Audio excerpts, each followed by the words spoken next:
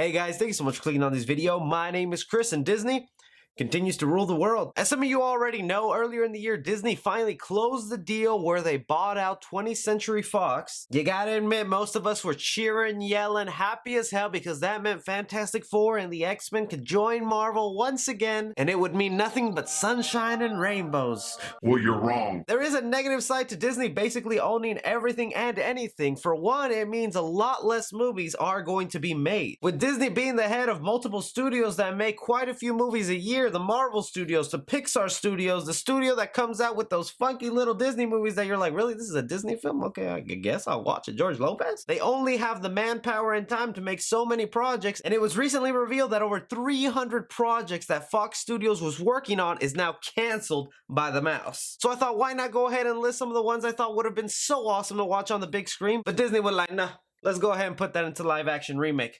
That's where the money is. So leave a like if you're willing to become Disney property, because, well, it's gonna happen to all of us. Starting off with the one I was just interested to see just because what the heck would they have done with this in this modern time? We were gonna get a sequel to the movie Killer Clowns from Outer Space entitled The Return of the Killer Clowns from Outer Space in 3D. Now, doesn't that sound like a formula for a perfect movie? In 3D, guys. When has that ever failed? If you don't know, Killer Clowns from Outer Space is a cult classic movie that basically deals with clowns coming from outer space that kill you in clown ways. They hibernate you in cotton candy things, they plug in circus music, creepy prosthetic costumes. It was just a lot of dumb fun back in the day, but to see it brought back now, would it have been just as vicious? Would it have been rated R? How would they have handled this project? How much CGI would have been used? We all know nobody would probably have watched it, but some of us out there would have enjoyed it, and dang it, I would have loved to have seen that, but that's not Disney Mouse approved. Another film here they were thinking about doing was one I'm not interested in, but my girlfriend would have killed me if I didn't put this on the list because she's a fan,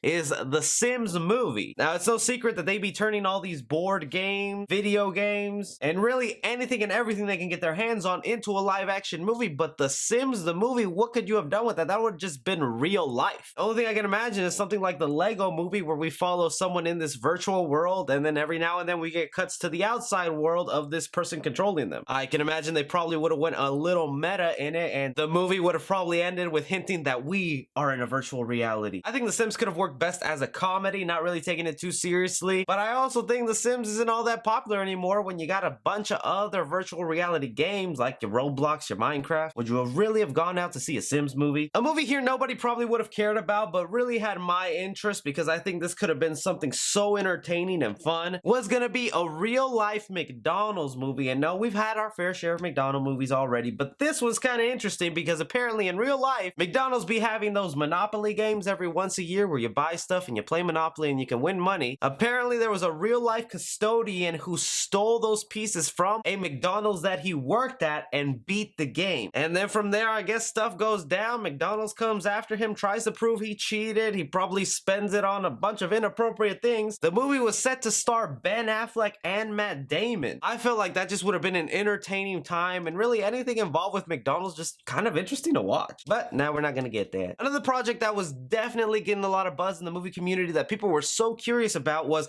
a Die Hard prequel. Now, if you don't know, Die Hard is one of the holy grails of the action community, has set the bar so high, is even the inspiration behind Dwayne Johnson's Skyscraper, and they were gonna go ahead and try and soft reboot the series by telling a prequel entitled McClane. The story as far was sounding kind of odd because it would have Bruce Willis coming back as an old John McClane doing a mission, while at the same time we would get flashbacks to a young John McClane doing another mission that was very similar, except young John McClane would be played by a different actor. And then the movie would be sort of a passing of the torch to start it all over with this new actor as the new John McClane. It sounded a little iffy, but Die Hard to me has always been up and down. I enjoy about the first 4 movies, and then things just sort of peaked off. I still would have been interested to see this thing, especially depending on who that actor would have been. From here, I'm just gonna go ahead and fly by through a list of movies that were gonna be happening that we don't really have any details on, that were like, they were thinking of making this, but there was no plot, there was no actors, but it was gonna happen. One, Fox was gonna make their own version of a Pinocchio movie, and like I said, Disney's making their own live action. Ain't nobody else gonna compete with their live action movies, so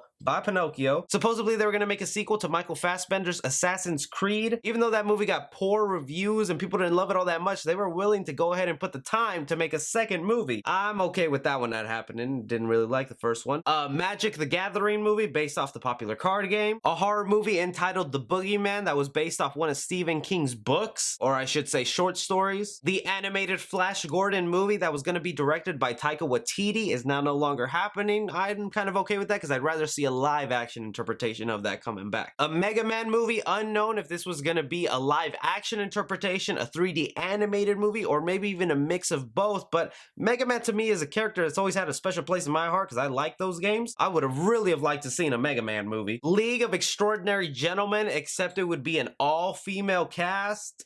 Okay, yeah, the first one did so amazing, right? And the one that breaks my heart, that how could you do this? Chronicle 2, canceled. I absolutely adore the first Chronicle movie. It's one of those found footage movies that just wakes you up and go, whoa, found footage can be pretty awesome. And they left me with such a cliffhanger of how that world is just gone, especially in a world where we have superheroes everywhere. And that was a superhero movie with meta elements. I wanted to see that world expand, find out how those kids got their powers, more villains in this universe. But no, we'll never find that out now. I really feel bad for these movies because a lot of these I would have actually liked to seen, but who knows if they would have actually made it to theaters. Just because they were being worked on in the background doesn't mean they would have made it on a soundstage with actors, a director, and everything going on. They could have never have happened, but they were as close as possible to being made, more than most movies, and Disney had to say nope. Out of all the Fox properties right now, Disney is only thinking about making reboots to Home Alone, Night at the Museum, Cheaper by the Dozen, a continuation of War of the Planet of the Apes, some more Alien movies. Of course, those Avatar sequels are just gonna keep being pumped out. Maybe there is some good to be had here, but right now, we just gotta put a little F in the chat for these movies.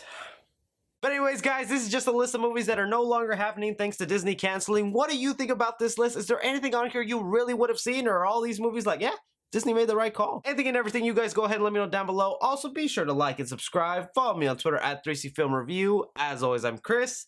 Take care.